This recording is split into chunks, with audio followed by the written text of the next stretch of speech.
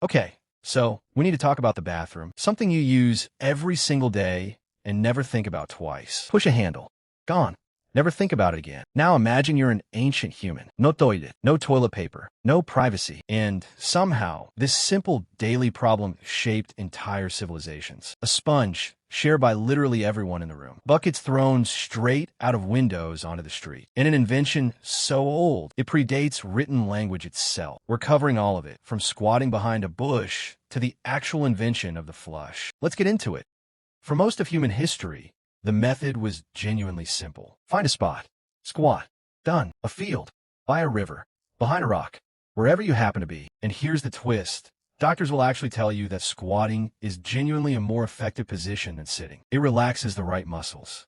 So honestly, they were onto something. But there was no embarrassment involved either. Groups lived, ate, and slept within a few feet of each other. Privacy, as a concept, genuinely didn't exist yet.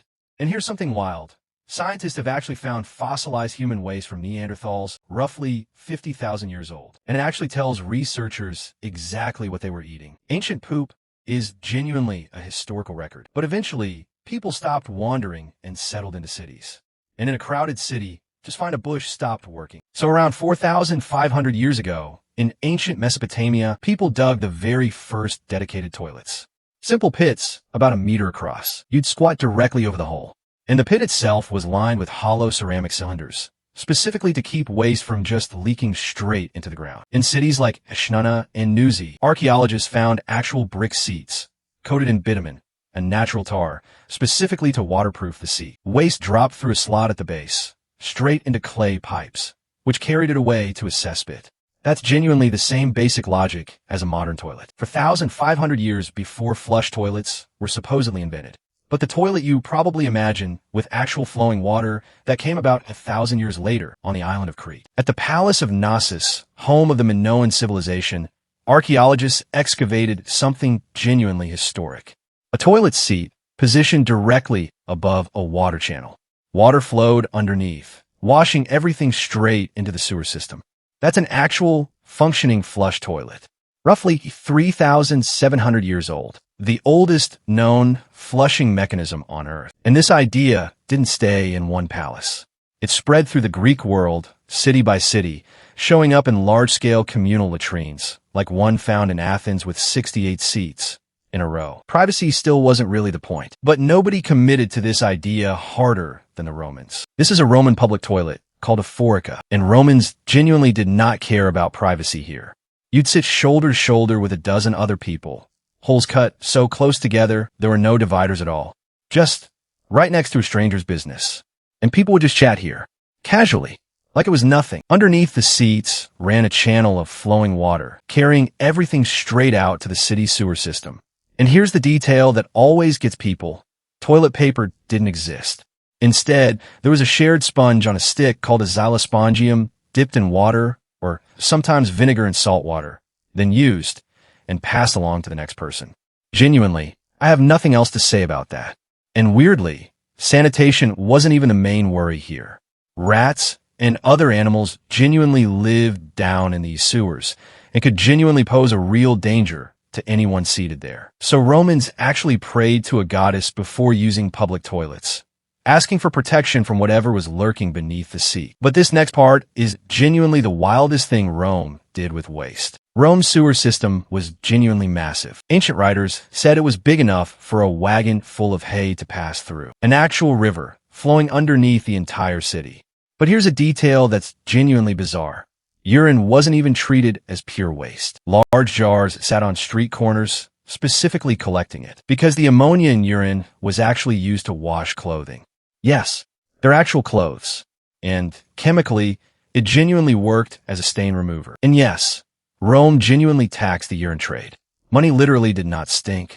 But this level of engineering had one enormous weakness. It only existed because Rome itself existed. And when Rome fell, so did all of this. In medieval Europe, things genuinely got worse before they got better.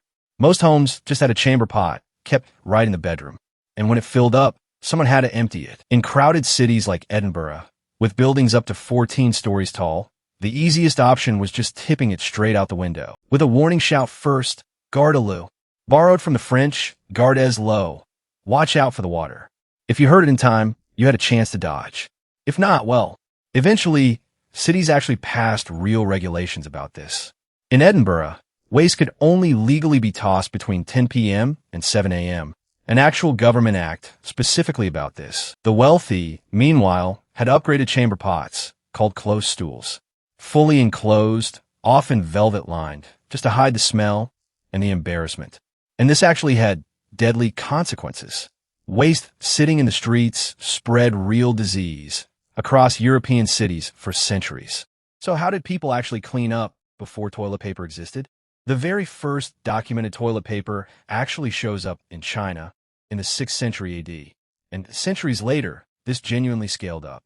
During the Ming Dynasty, the imperial court alone used 720,000 sheets a year just for the royal household. For one household.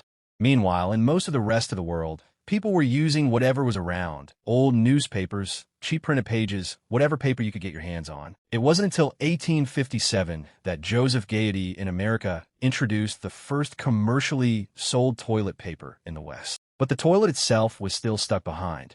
By the late 1700s, 2 actual patented water closets existed.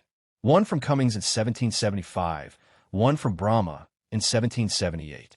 Genuinely clever mechanisms, finally ending the chamber pot era. But here's the name everyone's actually heard of, Thomas Crapper and his plumbing company, founded in 1861. Yes, that's genuinely connected to the slang word you're thinking of.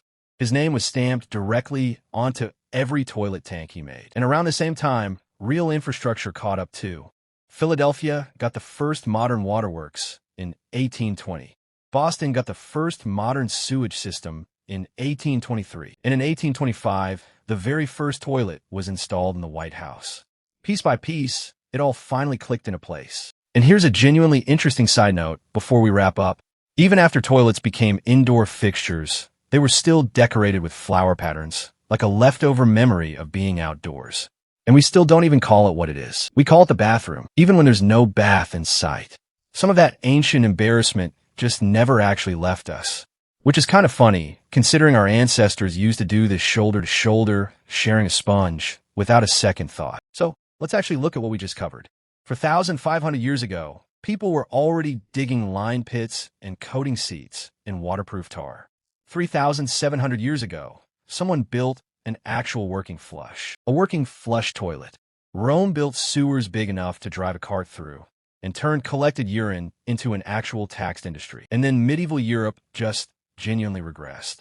Back to buckets thrown out of windows. Progress, it turns out, isn't always a straight line.